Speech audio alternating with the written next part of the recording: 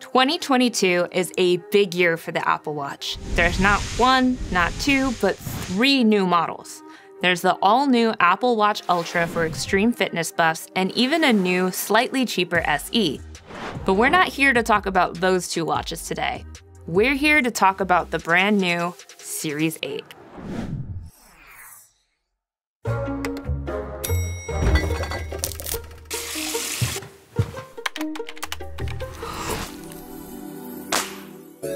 Like the Series 7, the Series 6 before that, and the Series 5 before that, the Series 8 is a fairly iterative update, as in, most of the changes this time around are invisible to the naked eye. Seriously, it's got the exact same design as the Series 7, it just comes in slightly different colors. I've got the larger 45mm version in Starlight, which is basically what you get if you split the difference between silver and gold. You can also get the Series 8 in 41mm if you've got petite wrists or just prefer a smaller watch. It's also the same price as before, starting at $399 for the GPS-only version and $499 for the cellular.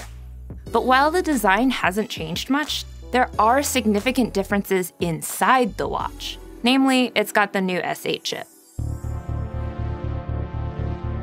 With the S8, Apple isn't promising huge performance or battery life gains. It's more that it's adding a bunch of new sensors. For starters, the S8 adds 2 new temperature sensors. There's one right under the display that measures your environmental temperature, and another closer to the skin that measures your wrist temperature. The idea is to reduce environmental bias so that you can get a more accurate reading. But the temperature sensors aren't like the existing EKG or blood oxygen sensors. You can't take on-demand readings. They only measure your wrist temperature while you're sleeping, kind of like the Oura Ring. It's also mainly tracking changes from your baseline. It's not going to tell you an absolute body temperature.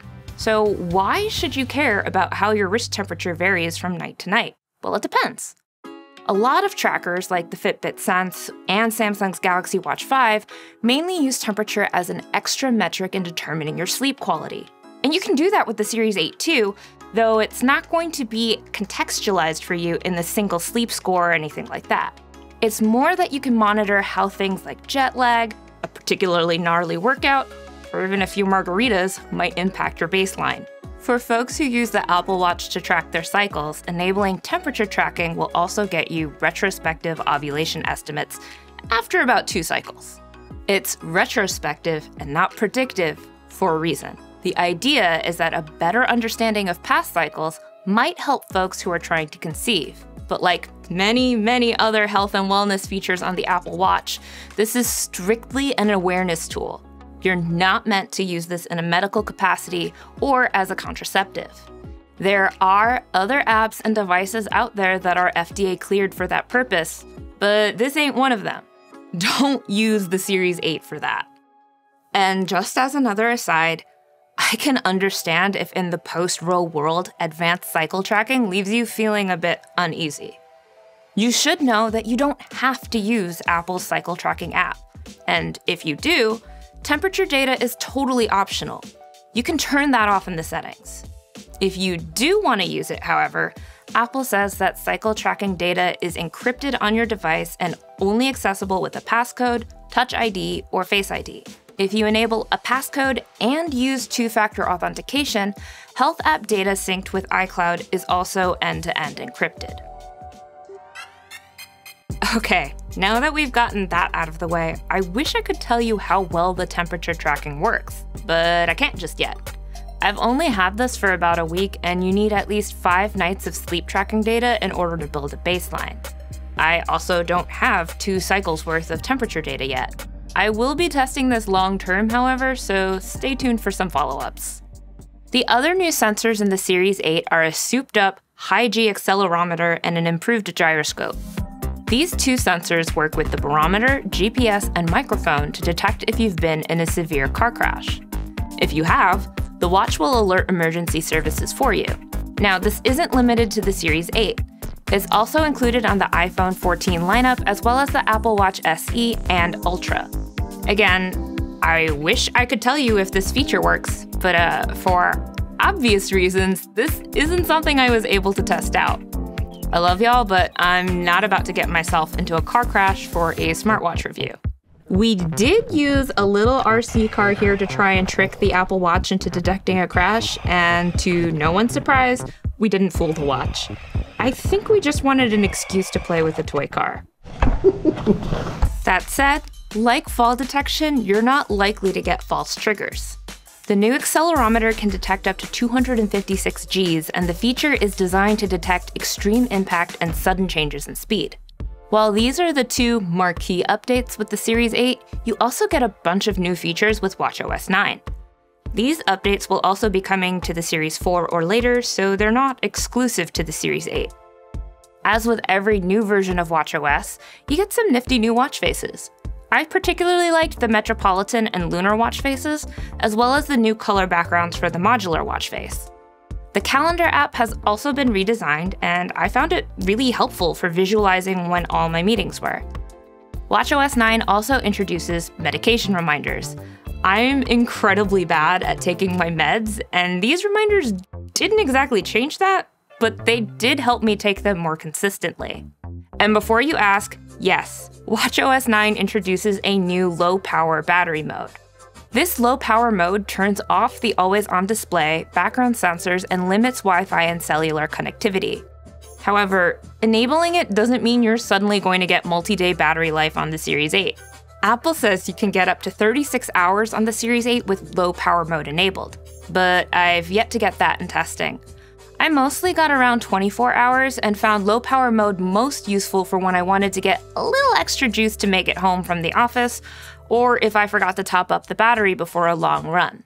As for health features, watchOS 9 improves sleep tracking, so you can now view metrics like respiration rate and your sleep stages.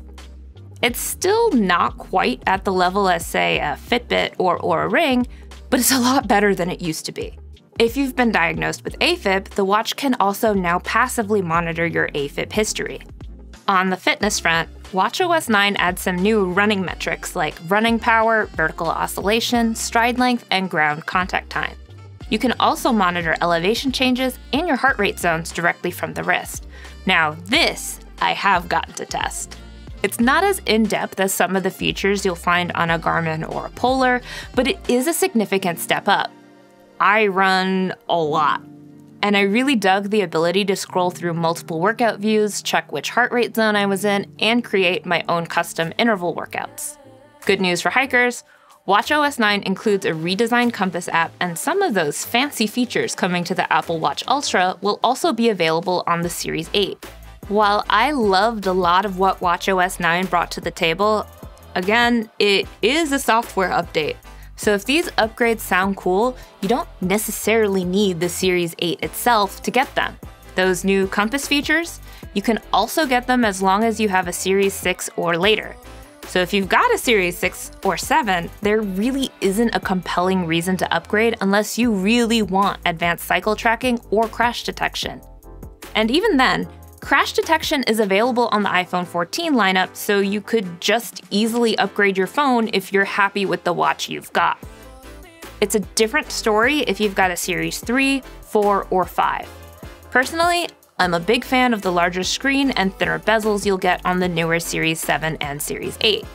I've got terrible eyesight, and that extra readability is a huge benefit. I'm also a big fan of the always-on display and think it's worth upgrading if you're on a Series 3 or 4. Again, if you're on a Series 6 or later, you're not gaining much by upgrading. While the Ultra is the shiny new Apple Watch on the block, I gotta say, this is the best Apple Watch for the vast majority of people. It's not only more affordable, but the style is also more versatile for formal occasions or if you have smaller wrists. The SE might be the better choice if you're on a budget or a first-time Apple Watch owner, but if you already know you like the watch, this gets you all the bells and whistles you're used to. Plus, if you're more of a casual athlete, you really don't need the Ultra's extra durability or battery life. Though, if that's what you want, don't let me stop you. All I'm saying is that while this isn't the most exciting update we've ever seen, it doesn't need to be. Like they say, if it ain't broke.